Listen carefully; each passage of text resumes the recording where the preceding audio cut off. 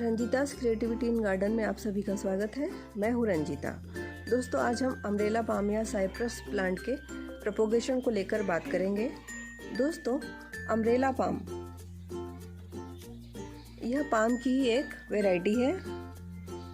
इस पाम का ऊपरी भाग एक अम्ब्रेला के समान दिखाई देता है, जिसे आप देख ही सकते हैं। कर इसे अम्ब्रेला पाम कहा जाता है।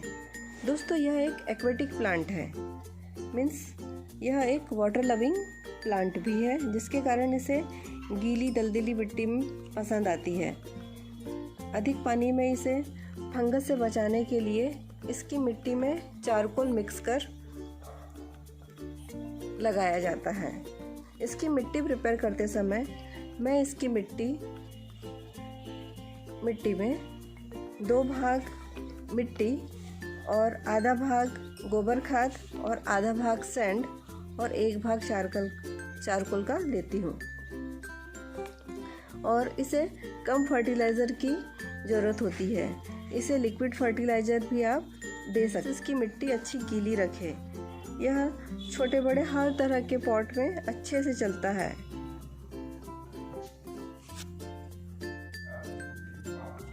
जैसा कि आप देख सकते हैं कि ये जो प्लांट है काफ़ी अच्छा हरा भरा है, लेकिन एक ये जो स्टैम्प है, इसकी जो ये टिप्स है, यहाँ ऊपर से कुछ यहाँ पर ऐसी सूखी हुई नज़र आ रही है। तो आप इसे हरा भरा करने के लिए इस तरह से इसकी एक ऐसी पत्ती को पकड़ के ऐसे यहाँ से ऐसे कटिंग कर सकते हैं, जिससे यह फिर से हरा भरा ऐसे इस तरह से यह हरा भरा लगने लगता है।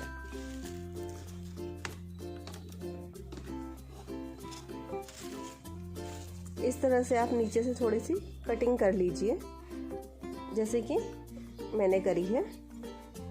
और फिर आप चाहे तो इसकी पत्तियों को चाहे और भी यहाँ से ऐसा कट कर सकते हैं।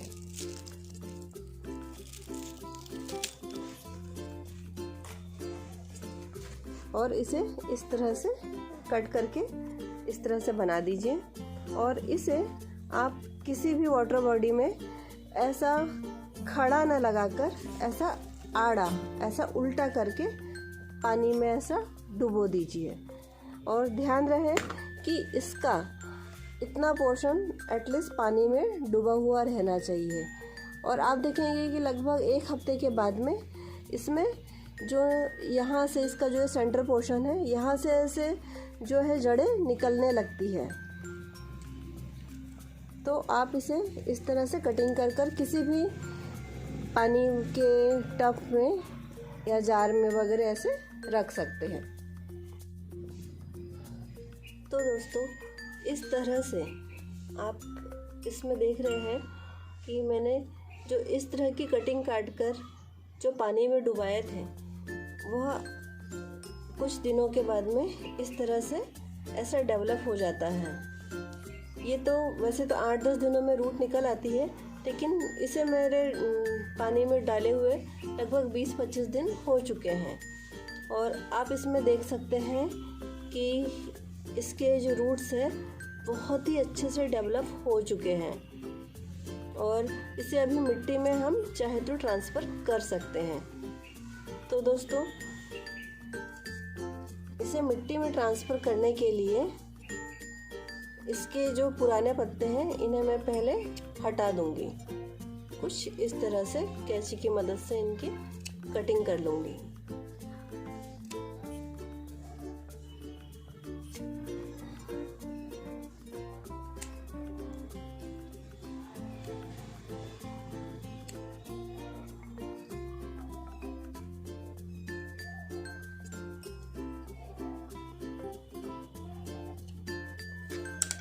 कुछ इस तरह से इसकी मैंने यहाँ पर कटिंग कर ली है। और अब मैं इसे यहाँ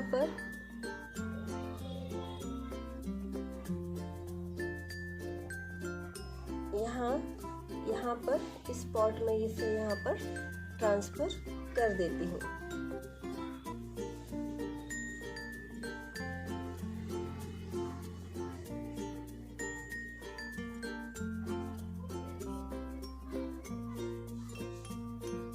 इस तरह से।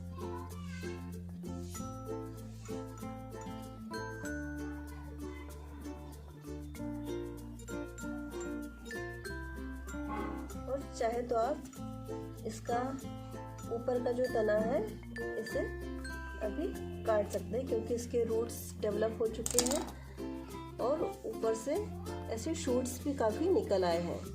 तो कुछ इस तरह से इसे मैंने यहाँ पर मिट्टी में ट्रांसफ़र कर दिया है। इसी तरह से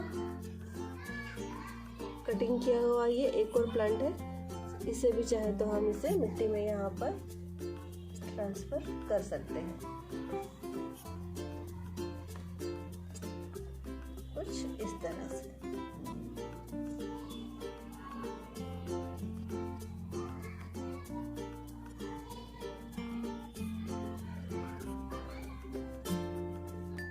इसमें दोस्तों ध्यान देने लायक जो मेन बात है वो ये है कि जब भी हम ऐसे स्टेम को लेकर जब हम पानी में डुबाए या लगाए तो कभी भी इसे हमें सीधा नहीं लगाना है, इसे हमें हमेशा ऐसे उल्टा ही पानी में लगाना है, क्योंकि इसका जो ये सेंटर पोर्शन रहता है यहीं से इसके जो रूट्स होते हैं वो डेवलप होने शुरू हो जाते हैं।